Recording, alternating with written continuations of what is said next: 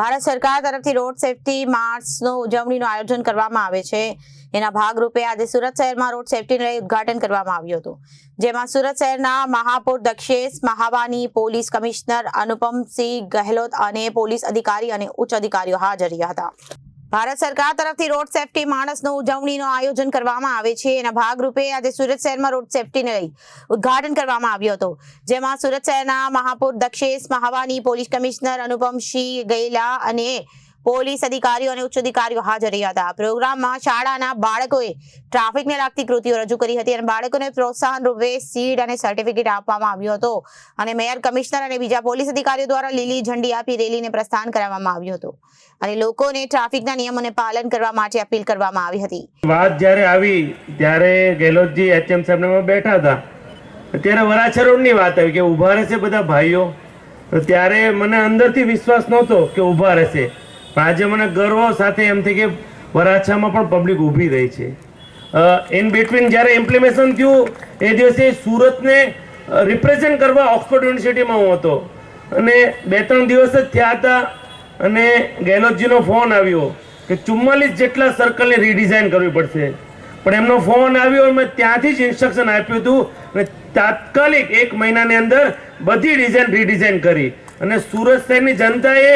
જે વિચાર નહોતો કર્યો, કોઈથી વિચાર આપને આવે જ નહીં કે આ મોજીલા સુરતીઓ સિગ્નલ પર ઊભા રહેશે, ગેહલોતજીઓ અમને વિશ્વાસ જ નહોતો, પણ આજે મને ગર્વ સાથે કહેવું પડે કે હમણાં જ નાગપુરના એક કાર્યક્રમમાં નીતિન ગડકરીએ કીધું કે ડિસિપ્લિનમાં 80 લાખની જનતા કઈ રીતે ઊભી રહી એ સુરત જઈને શીખી લો, તેમના કમિશનરને મેયરને કીધું। એટલે સુરત અત્યારે મને બીજી પણ એક વાત કહેતા આવે છે કે જ્યારે ઈ વ્હીકલની શરૂઆત થઈ, અહીંયા એચએમ પટેલ બેઠા છે, ત્યારે મેં ડેડિકેટ ઈ વ્હીકલ પોલિસી આખા દેશમાં પહેલી લોન્ચ કરી કે એમાં ટેક્સમાં રાહત આપશું। હમણે 5 વર્ષે પોલિસી પૂરી થતી હતી અને અમે રિન્યુ કરી, પણ મેં હમણાં આરટીઓમાંથી ડેટા મંગાવ્યા, મને કહેતા આનંદ થાય છે કે આખા ગુજરાતનું 35% ઈ વ્હીકલ ખાલી સુરતમાં છે। એ બહુ મોટી વાત છે આપણે સૌ માટે। અને હમણાં જે બધી કૃતિ અહીંયા નક્કી થઈ છે, તો અહીંયા જિલ્લા શિક્ષણ અધિકારીને એક સૂચન કરું છું કે જેટલી સ્કૂલ છે, પ્રાઇવેટ હોય કે આપણી સરકારી, એમાં એન્યુઅલ ફંક્શન થાય છે, એમાં બધામાં જ એક કૃતિ ટ્રાફિકની ફરજિયાત કરી નાખો। એના હિસાબે જય ભારત માતા કી જય। આજે 2026ના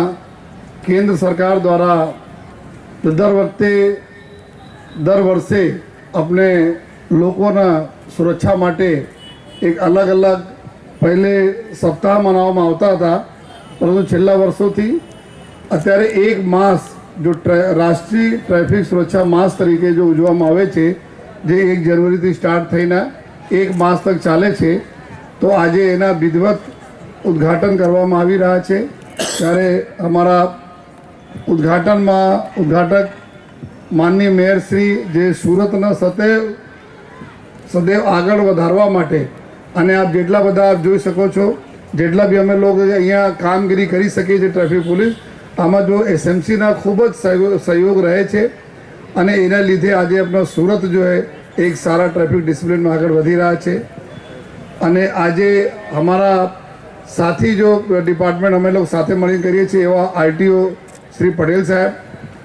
અને ડીઓ જો અમારા બાળકોના અમારા જેટલા બી અભિગમ હોય છે બાળકો તક પહોંચાડવા માટે ખૂબ જ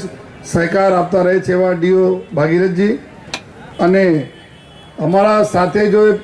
એક એવા લોકો સંકળાયેલા છે જો સતત સુરતના ખૂબસૂરત બનાવવા માટે વર્ષોથી મહેનત કરતા રહે છે, એવા અમારા ટ્રાફિક એજ્યુકેશન ટ્રસ્ટના પ્રમુખ શ્રી આપણા લાલજીભાઈ, અમારા સેક્રેટરી શ્રી અશોકભાઈ અને અમારા તમામ સાથી અધિકારી મિત્રો અને ટ્રાફિકના અમારા મિત્રો અને નાના બાળકો અને અહીંયા ઉપસ્થિત જો અમારા શ્રેષ્ઠ નગરજનો। Bureau report, Janadesh news.